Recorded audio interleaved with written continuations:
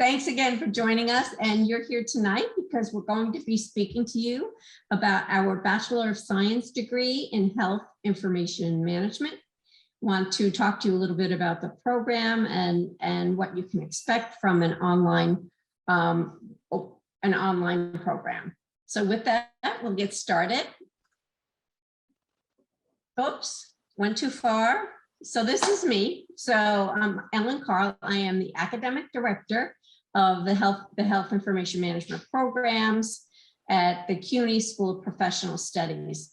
I have extensive experience working in the field of health information management, 30 plus years or so.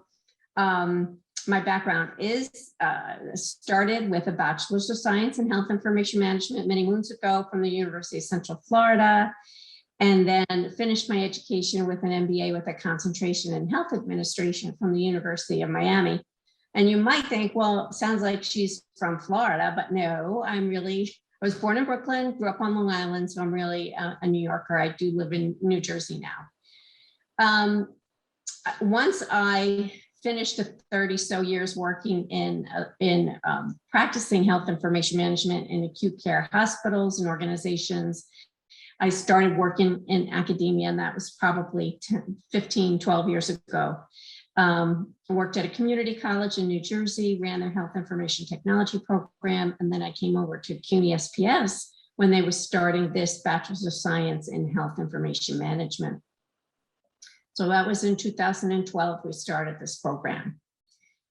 And I have been an active volunteer with FAHIMA, who is our professional association. I like to call it the mothership.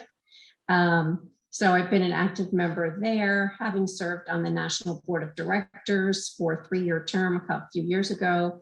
That was really quite an unbelievable experience. But started out volunteering at the local levels. There are health information management organizations at the local levels in states, and then there are state associations, and then our national association is FAHIMA. And as I mentioned, most of my work was spent, my practitioner work was spent as a department director of HIM in an acute care hospital. So basically acute care hospital and academia, those are the two areas of my experience. So now I'm going to pass the baton over to Tanya Duar, who is our academic placement specialist, and she's going to tell you a little bit about herself. Thank you, Ellen. Hello, everyone. My name is Natanya Zawar. I want to welcome you to our Health Information Management information session. I have over 20 years of experience in healthcare. I am a CUNY graduate. I got my AS in community health from Kingsborough, and I am a graduate of CUNY SPS's Health Information Management program. I went on to earn my MBA in healthcare management, and I'm currently pursuing a doctorate in health administration with a specialization in healthcare quality analytics. I have worked in Fortune 500 companies, hospitals, different organizations, and as of last year, I transitioned into higher education, and it's a pleasure to be here working as the clinical placement specialist. Some of you will meet with me in your last semester of study if you choose to come here and are accepted. And I will help you get your internships and introduce you to different HIM professionals within your region to broaden your knowledge of health information management. So thank you again for coming in tonight. Next slide, please. So you're probably wondering what is the field of health information management? Next slide, please. Health information management is the practice of acquiring, analyzing, and protecting digital and traditional medical information vital to providing quality patient care. Next slide, please. Our students acquire competency in several fields, including information governance and protection, informatics, analytics and data use, revenue management, compliance and leadership, most of which make up the domains required to become a registered health information administrator or an RHIA. Next slide, please. As a program accredited by the Commission on Accreditation for Health Informatics and Information Management Education, also known as CAHIM, Graduates of our program are eligible to sit for the RHIA exam. Next slide, please. You may be asking yourself, what does an RHIA do? So RHIAs demonstrate competency in the management of patient health information, which includes and isn't limited to input, security, transmission, and storage. They manage computer information systems, collect and analyze patient data, and are knowledgeable in classification systems and medical terminology. RHIAs have a thorough understanding of the medical, administrative, ethical, and legal requirements and standards governing healthcare delivery and the privacy of protected patient information. They also supervise employees in departments, serve on organizational committees, and prepare budgets. Next slide, please. Career options for HIM graduates include health information manager, clinical or health data analyst, implementation support specialist, DRG validator, and revenue cycle auditor. Next slide, please. The American Health Information Management Association, as Ellen mentioned, FAHIMA, is the foremost source for health information. You can find more information at ahima.org. Their site provides vital information to the HIM profession, including the various certifications they offer, products for continuing education, and even opportunities for networking with other HIM professionals globally. Now I'm going to turn the presentation back over to Ellen, and she will explain the admission criteria and program requirements. Thank you. Thanks, Tanya. Anytime. So a little bit, as Tanya said, I'm going to talk to you a little bit now about what's required to be admitted into our BS in health information management. So it's not very complicated, but three things. You need to have 24 transferable college credits. So all of the students in our school at the School of Professional Studies are considered to be degree completers. So all students should have 24 college credits already under your belt. You may have attended several schools, but as long as there are 24 transferable college credits, meaning they need to come from a regionally accredited college. So there are regional accrediting bodies across the United States. There are 6 of them, and in our region, a college needs to be accredited by middle states in order to have fully transferable college credits. There are colleges out there that are not regionally accredited. So as you're doing your investigation into considering continuing your education, it is really best that you really investigate what kind of accreditation the college has that you're considering transferring to.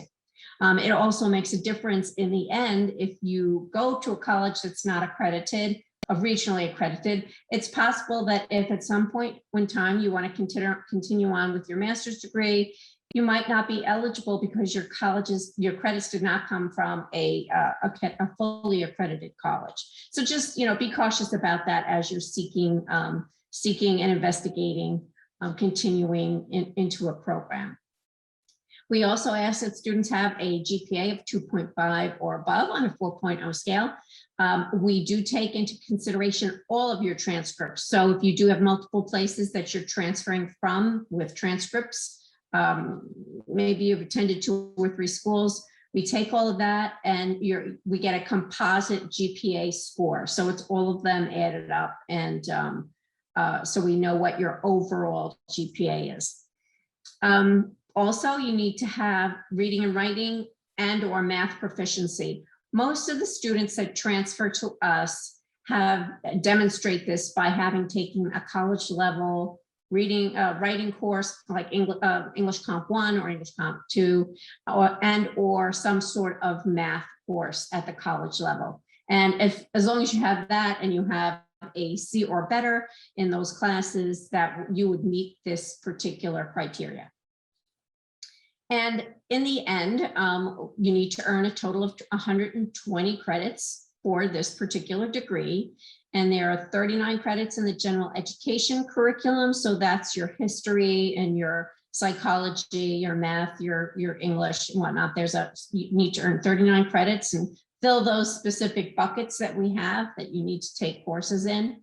And there are 66 credits in the major, which is a lot of credits to have in the major, but it's the only way we feel that we can get students all the content that they need to be successful on that RHIA exam.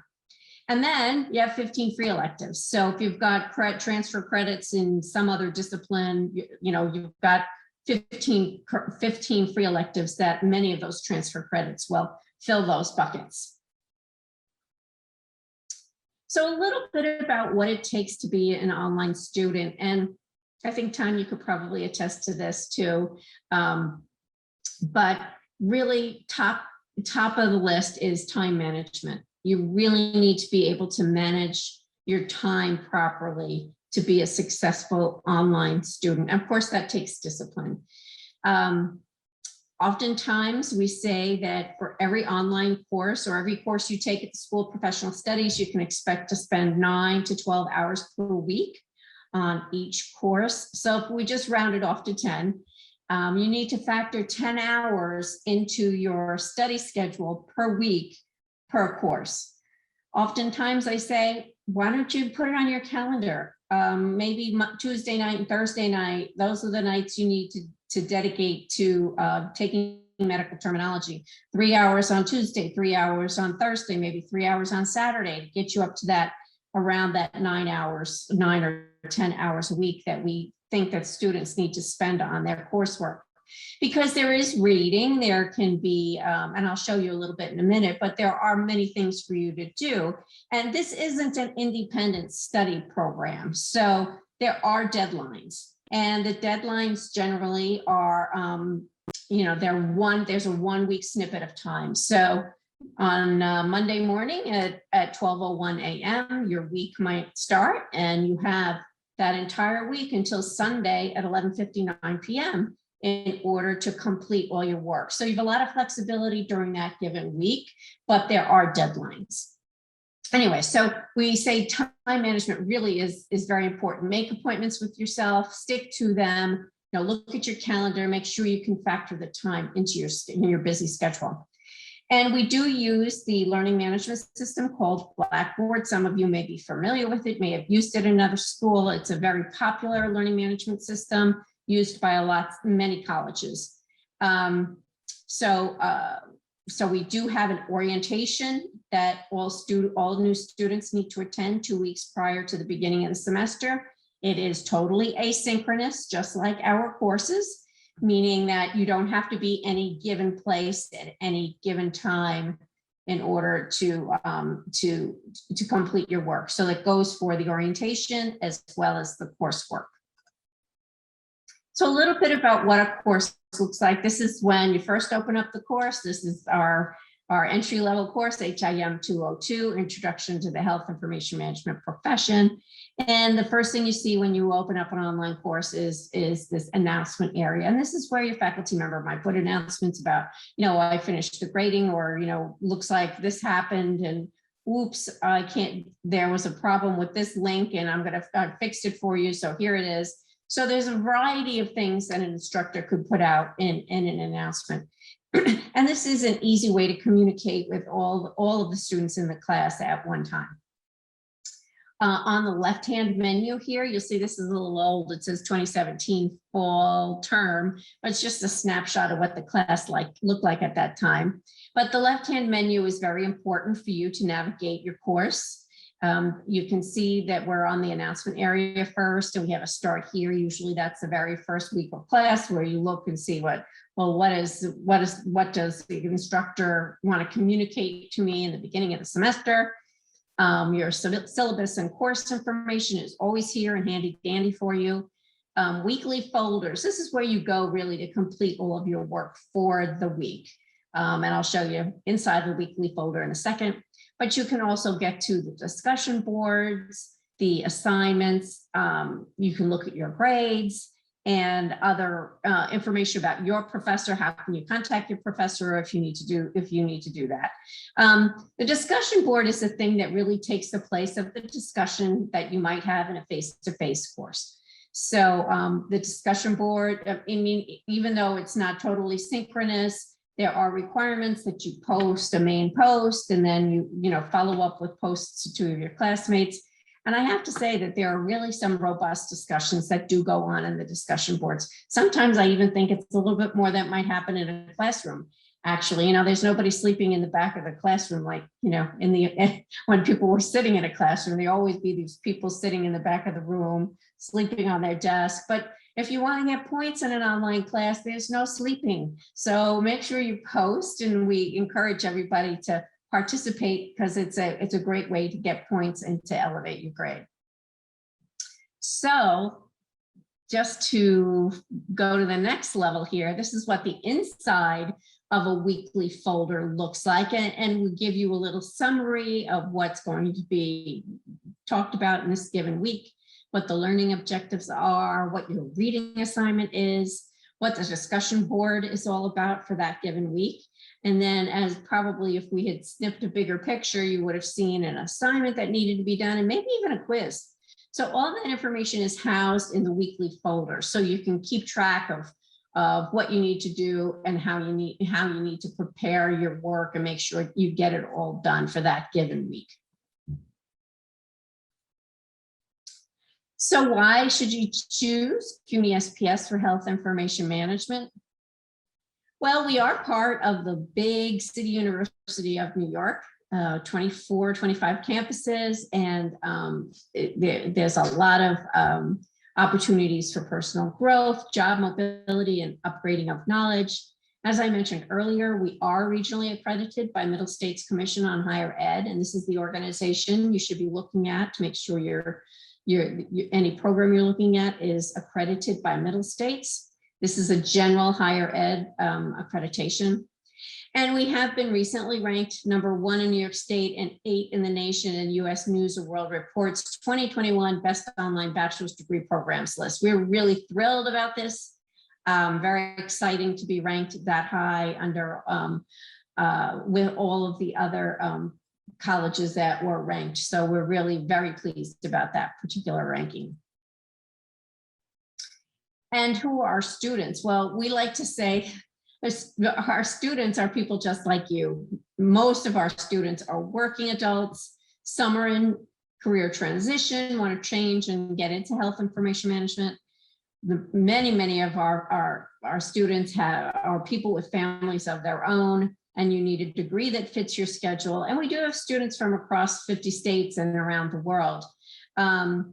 I think at one point in time, there was a study that was done, and the average age of our students is about 35 and overwhelmingly female.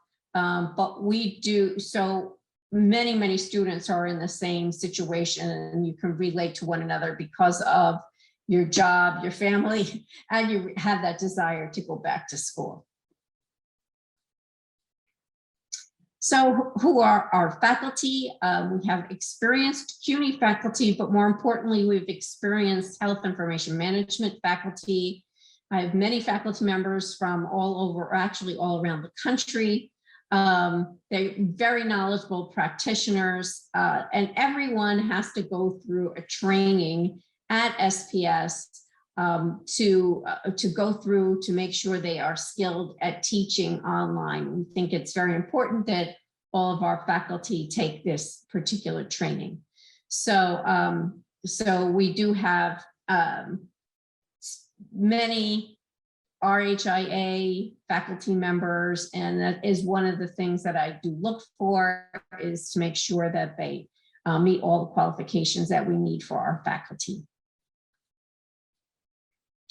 And so a little bit about career services. We do have a career services department.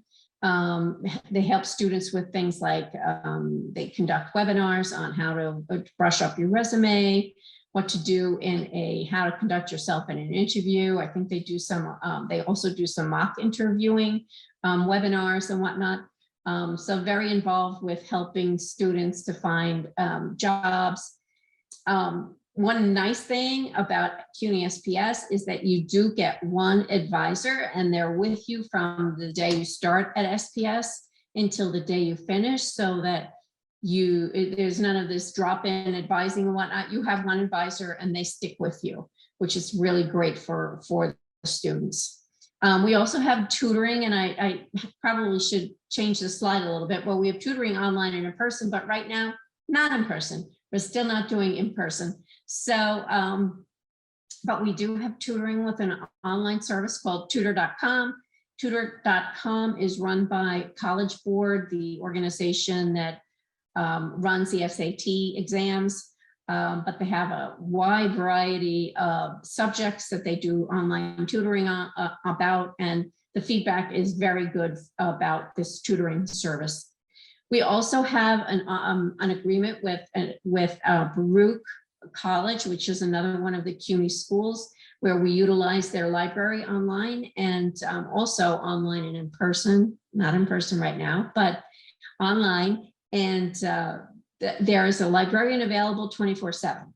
And they participate in a library sharing, sort of share a librarian service, so that if you do participate in this with this group, your students can access the librarian 24/7. I suppose they rotate and take different shifts and whatnot from all over the country. So there is somebody always available. I did try this once, probably about 1 o'clock in the morning one day, and sure enough, somebody was there. They were able to help me, so it was really great. And we do have a help desk for all your technological problems. So probably the most common problem with the help desk that people contact the help desk about is their email, because every student does get an email, an SPS email, and we highly, highly encourage that students use their SPS email at all times when they're communicating about anything going on at SPS. So these are some of the frequently asked questions that we seem to always get. So, so the first question, of course, can you really earn your degree online? And the answer is yes. You're getting a diploma that says you have a degree in health information management. It doesn't say, hey, this is an online degree. Doesn't matter. It's still a degree in health information management, Bachelor of Science, Health Information Management. And so to the second question, is your school accredited? And I know, so there, we've mentioned accreditation in two different slides tonight. One of them had to do with, I mentioned Middle States accreditation, which is the accreditation that the college receives. But Tanya mentioned CAHIM accreditation. CAHIM is a specialty accreditor. And so one of the requirements actually to be CAHIM accredited is that you have to be regionally accredited by a body such as Middle States. So we do have CAHIM accreditation as well. As Tanya mentioned, all students that graduate from our program, because we are CAHIM accredited, are eligible to sit for the RHIA exam. Right now, that's the only pathway that students have in order to, or you could go to a master's program that already has been accredited for this as well. But those are the only two pathways to get the RHIA credential. So the next question we get a lot: how long will it take to get my degree? And this is one of those things that I really can't answer for you. There's a whole variety of things that you have to take into consideration when you're thinking about how long it takes to get your degree. First and foremost, are you a student that will be transferring in 24 credits to the School of Professional Studies? Or will you be transferring in 105 credits, which is the maximum number of credits that we can transfer in? So obviously, if you only have 24, it's going to take you a lot longer to get to 120 than the person who's already transferring in 105 credits. So that's one consideration. The second consideration is how are you going to, what is going to be your cadence in the number of courses that you're going to take? Are you going to take 2 courses a semester, or you're going to take 3 courses a semester? And, sometimes you might want to start out slow, just figure out your life as you're, taking a couple of courses to start. But if you take 1 course a semester, it's going to take you or if you're taking 2 a semester, it's going to take you, less time, half time, if you're taking 2 a semester rather than 1. So many of that question really cannot be answered by me. Those are the things that you have to think about in selecting courses and taking courses, and then your transfer credits. And so, do you give credit for life experience or prior learning? So yes, we do actually. If you hold some of the AHIMA credentials, they're coding credentials. We have a program in prior learning where we give credit for a CCS or a CCA credential, and for all the other AHIMA credentials actually. So we do give credit. There are other ways that you can earn credit for prior learning.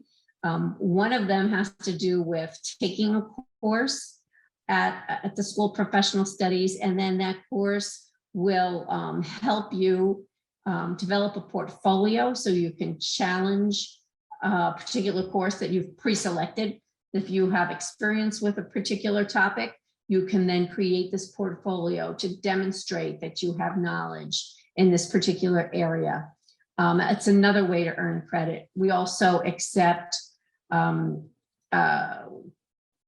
if you can test out of there's but I don't know all the names off the top of my head. I should, but we accept credits for CLEP exams, and then there's a few others that we do accept exams from, and those are all on our website. And on our website we have a whole area that talks about credit for prior learning, and you can find a list of all those exams that we accept there. You can find a list of the credentials that we give credits for, etc. So if you would like more information, here's my email address. Also, this is our admissions director, Lucas, his email address, and as well, and financial aid, Felix's email address.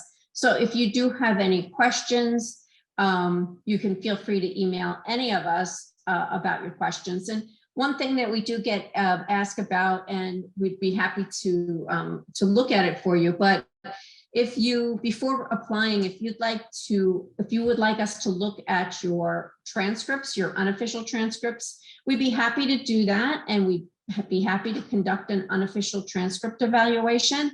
Of course, I'm saying unofficial because nothing's official till after you apply. But we could give you a good idea of how many credits you could expect to transfer into the Health Information Management program. So if you'd like to do that, please feel free to email me with your unofficial transcript, and we'll take a look at it. Tanya usually does those, and she will turn them around and get them back to you, so you have an idea of how many credits you could expect to transfer in. Typically, if a student has an AAS degree in Health Information Technology that's accredited by CAHIM, chances are you're going to get the full number of credits that were in your HIT program. But we don't just accept credits from HIT programs. We have many other, like Tanya had a degree in what is your degree? Health? Community health. Community health, thank you. Yeah. Community health, and I think she got a fair number of credits to transfer. So it doesn't have to be in the field of HIT, but we'll accept any and all credits from any and all disciplines. And that's pretty much our presentation for this evening. That went pretty fast, actually. So now comes the Q&A part, and I think Tanya is going to be fielding these questions for me, so I don't have to be looking at and doing things. So we have a couple of questions ready for you. Okay, all right, good. So the first one is about our master's program. They want to know if it is CAHIM accredited. No, it is not yet CAHIM accredited. We do have a master's of science in health information management. It is not yet accredited. That program started last January, so we're only in our second semester with that program. CAHIM's rule about that is you cannot apply for accreditation until you're 6 months before your first graduate. So we're thinking we can start the application process sometime in the spring. And any student then that is in the program at the time we get into candidacy, would then be eligible to still take the RHIA exam when they graduated. So, but there is a lag time because it is a new program. Okay, so our next question is, for students that work full-time, how are they able to complete the internship? And this is a two-part question. And they also want to know, where are the sites located for the internships? We really try and work with the student based on what their experiences are already to date. And so I can't necessarily tell you, depending on where you are or whatnot, but we really do work with the student and customize the experience to what your needs are. Some students just really can't take off from work, and we know that. So there may be some work with a professional, with a health information management professional that could be done, and it doesn't have to be done on 9 to 5, Monday through Friday, but we do try and work with every student to customize the experience. Okay, our last question is, if you have an associate's in health information technology, do you accept most, if not all, of the credits? As I kind of just said a little bit ago, if you are coming from a CAHIM accredited school, chances are we'd accept them all. If the program is not CAHIM accredited, that's where it gets a little fuzzy, because we want to make sure that the students are prepared and have gotten the previous knowledge that we need them to have to be successful on that RHIA exam.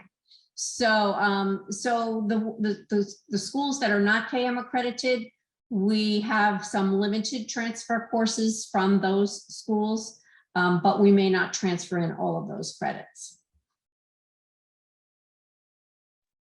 That's it for now. I know we had a kind of a smallish group tonight, but one question, are there yes. facilities on Long Island for the PPE? Yes, we work with facilities on Long Island too, yes.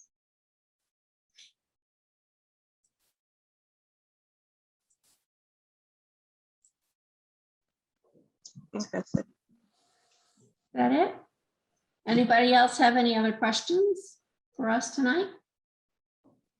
How many classes does the average student take? I would say between 2 and 3. I would, 4 courses is a huge load if you are working full time and have a family and other responsibilities. 4 is a lot. That's like another full-time job. And I think if you start off a little slower, I wouldn't suggest starting off with 1, but I'd say start off with 2, get your feet wet.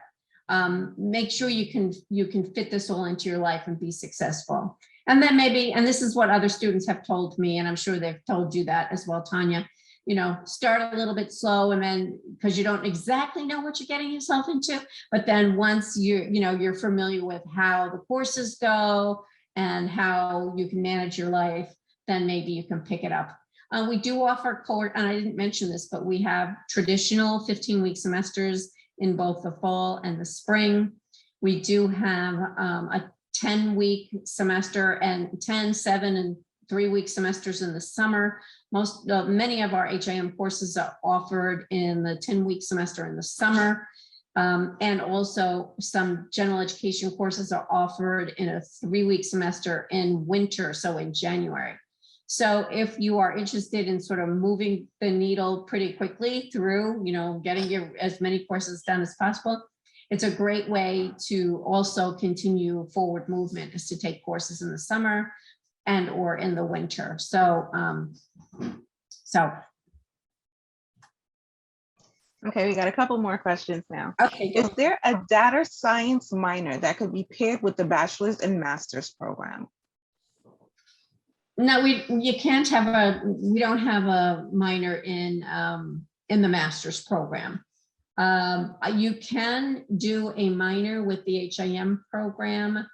You need to have 4 courses that would have the sort of the calling number for the information systems or for data management for information systems. In order to get a minor, you need to have 4 classes that fit into that category. If you have room in your program, some students transfer in so many credits that they don't have any extra room for electives. It would depend on what you've got, what kind of room you have in your program. What is the difference between this degree and the HSA degree? So that's a big question that students do ask. So health information management is really a niche field. It has a relatively small scope, but there are jobs available in lots of different industries for people in health information management. Whereas health services administration is a very broad degree. We have students in the health services administration who have a background as a radiology tech, as a lab tech, as a respiratory therapist, nursing, all sorts of different community health, all sorts of different backgrounds in health, in the health service of dental hygiene. I know we just recently had a dental hygienist. So they're coming to our health services administration program because they need a bachelor's degree. You may have an associate, an AAS degree in one of those clinical fields. We do have a fair number of students who don't have a background in healthcare at all, but basically you can pretty much go all sorts of places with that degree. The HIM degree is much more specialized, although they share many classes. There are many classes that are in both programs. The health services degree has more classes in our business program. We share courses with the business program for the health services administration degree, and that is not the case with health information management. Okay, next question is, when studying for the HIM program, are you eligible to take the CPC certification exams to become certified professional coder? You may be able to do that if we have one coding class in our bachelor's degree.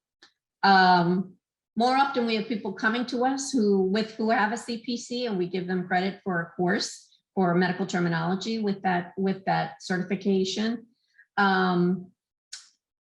Perhaps you could be successful on the CPC after taking our coding class, but I don't know any student that has done that. So I can't really say. We concentrate on a lot of different clinical classification systems in our coding class. So it might not be the best preparation for the CPC. I'm just thinking out loud here about that. Okay.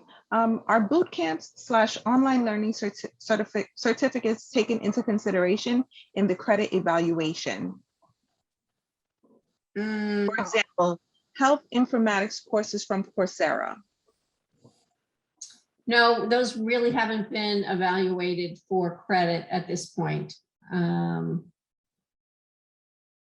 It's possible. Anything that's possible. We're constantly thinking of new, for instance, we just went through a process of evaluating our introduction to spreadsheets course, and think that there's a couple of courses in Microsoft that would, if a student was successful on those Microsoft courses, that we would give them credit for our introduction to spreadsheets course. So it's